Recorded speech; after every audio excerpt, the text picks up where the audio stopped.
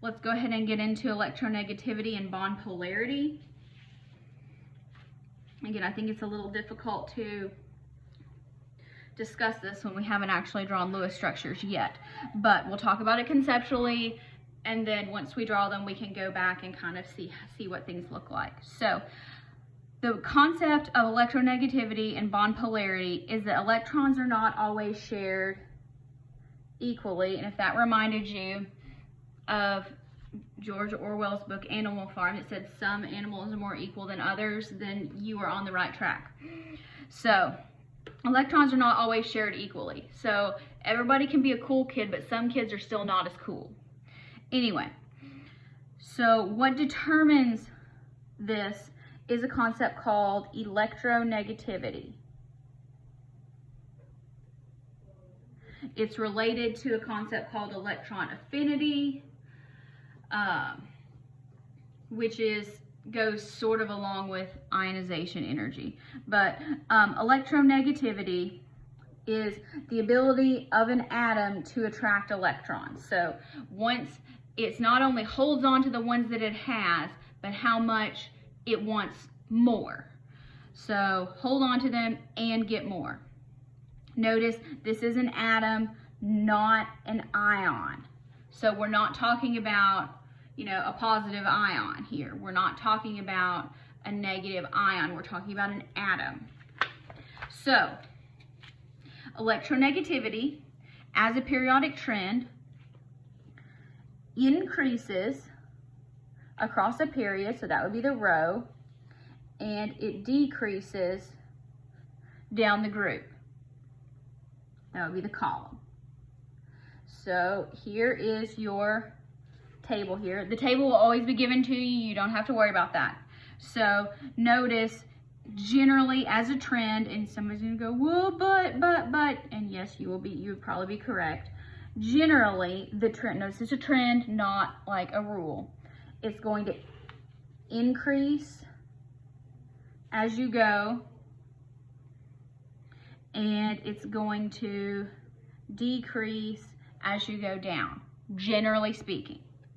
Now, there are a couple of key points here. Fluorine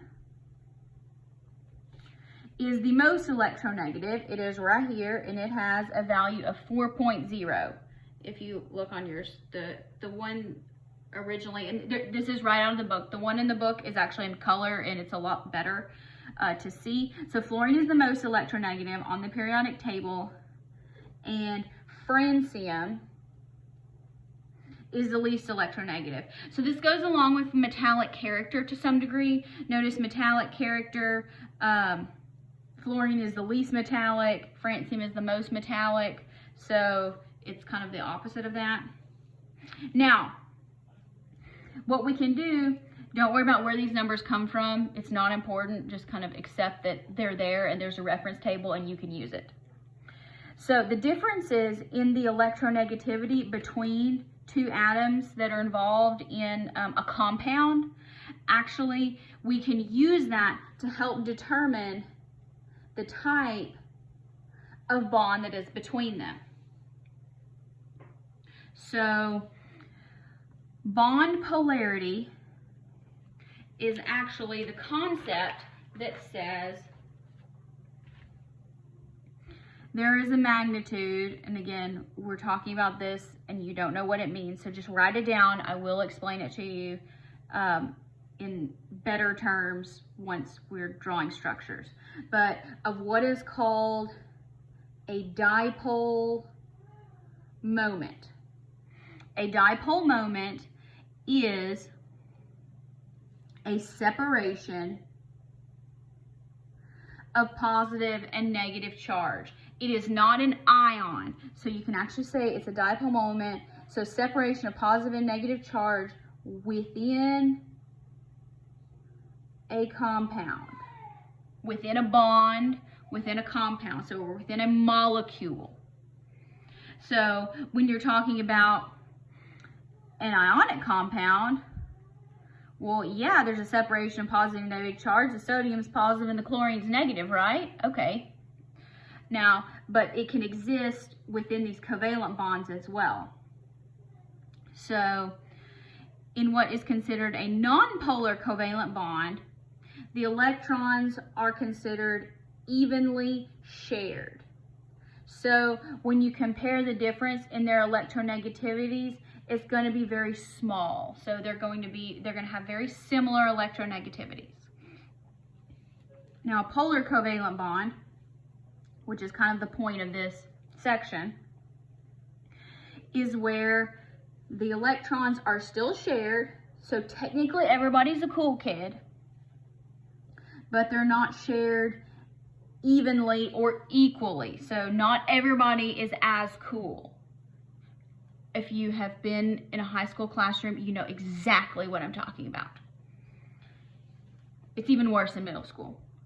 Just think back on your own experience. I know it was probably a very difficult time, but middle schoolers are notorious about this. So that, you know, in middle school, 15 girls have to go to the bathroom together, but some of them are still cooler than others, but everybody's technically cool because they're all going to the bathroom together. But there's usually some ringleaders and they're like more cool. Yeah, that's what we're talking about. Polarizing. People that are polarizing figures, they cause separation. So these have what is considered to be an intermediate electronegativity difference. Then you have the ionic bond, which is where I drew that. Their electrons are actually not shared at all. They are transferred. So there's a very large electronegativity difference. So guess what? There's a table that we can use to kind of delineate this to help guide us along. So when you have a small electronegativity difference, meaning if you take the electronegativity between the two compounds, if it's small, we're going to consider that nonpolar covalent. You need to be able to do this. So example here is Cl2, so that's a chlorine and a chlorine.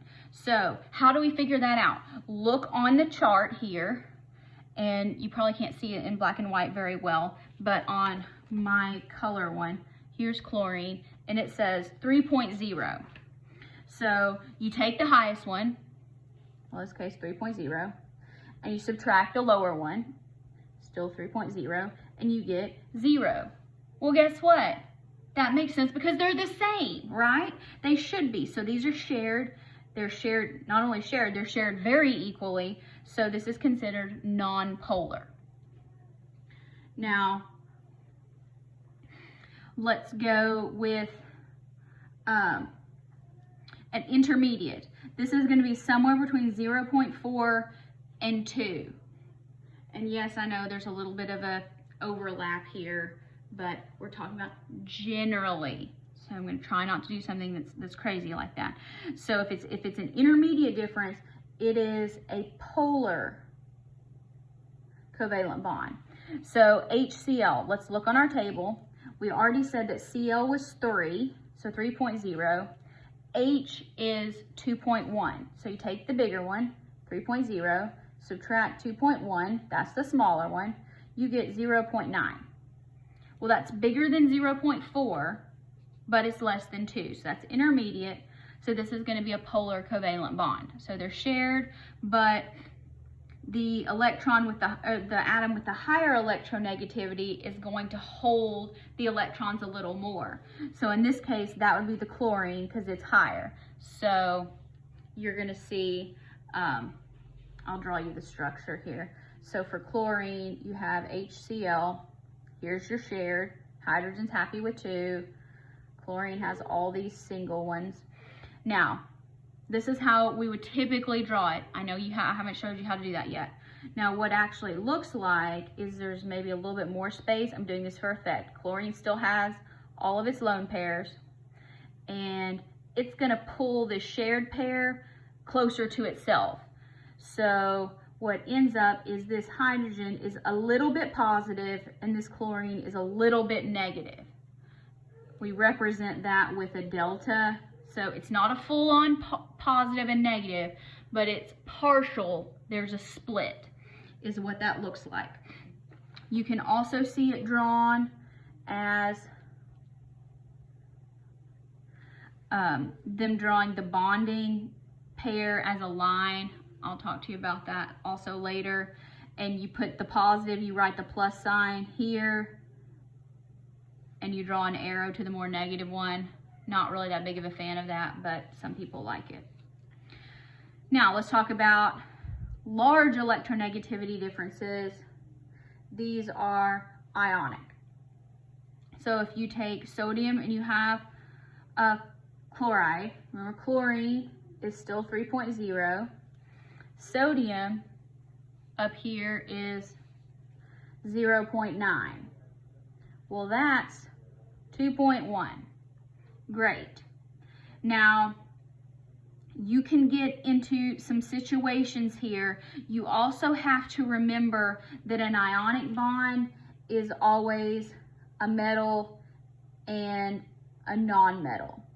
So be careful here. I tend to just prefer electronegativity differences for covalent ones, because you can run into and you're gonna go, Dr. B, this doesn't work. And I'm gonna say, I know.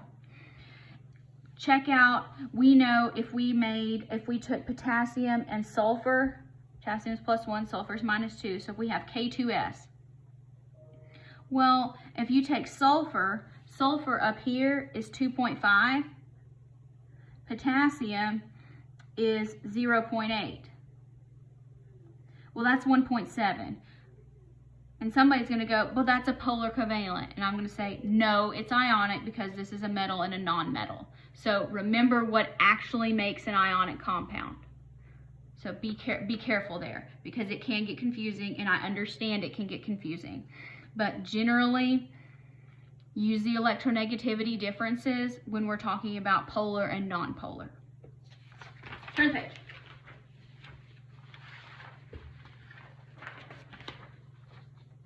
All right. This is also something that I'm not going to put a lot of emphasis on, but it is somewhat interesting. So somebody thought it was a great idea to let's actually calculate this charge. Like, what is the charge of the positive and the negative within these bonds? And that is where they came up with the dipole moment. And somebody said, let's call the dipole moment the Greek letter mu. This is another reason that I don't like mu as a prefix, because and I say micro. So, but mu means dipole moment. Mu means something different if you take in statistics. But anyway, the dipole moment is mu. Am I going to tell you to do this on the test? No. But so this is when there's the separation of positive and negative charge. The unit is considered what somebody calls, I call it a dBi. You can call it a dBi, you can call it a dB if you want. It doesn't really matter. I'm not going to ask you to pronounce it. And 1 dBi is 3.34 times 10 to the negative 30 coulomb meters. What in the world is that? Coulomb here is a measure of charge. Meter is obviously a measure of distance. So it matters how different is the charge and how close are they together. I'm not going to ask you to do any of these calculations on the test for sure. But for people that really like concrete numbers, there it is. You can use unit calculations. So remember that this depends on two things, charge and distance. That's kind of the take-home point. You can also have something that is called percent ionic character. And I'm not going to ask you to calculate this, but it means the percentage of a bond's dipole moment that somebody else calculated compared to what the dipole moment or whatever, what would happen if the electrons were actually completely transferred and it became an ionic bond. So the percent ionic character indicates the degree to which the electron is actually transferred. So that tells you just how close is one holding to another. So for example, I'm not going to do an ionic character, but obviously, so you know, you're going to say like the closer it is to 100%, that means it's going to be very unequally shared. So if you were to take something like hydrogen fluoride or hydrofluoric acid, so that's going to be 4.0 minus 2.1. Well, that's 1.9. Remember, the cutoff for a polar covalent bond is 2. So this is just about as polar as you can get. So this is going to tell you that the fluoride has most of this negative charge and the hydrogen has most of the positive charge. But they're still technically sharing a pair of electrons, technically.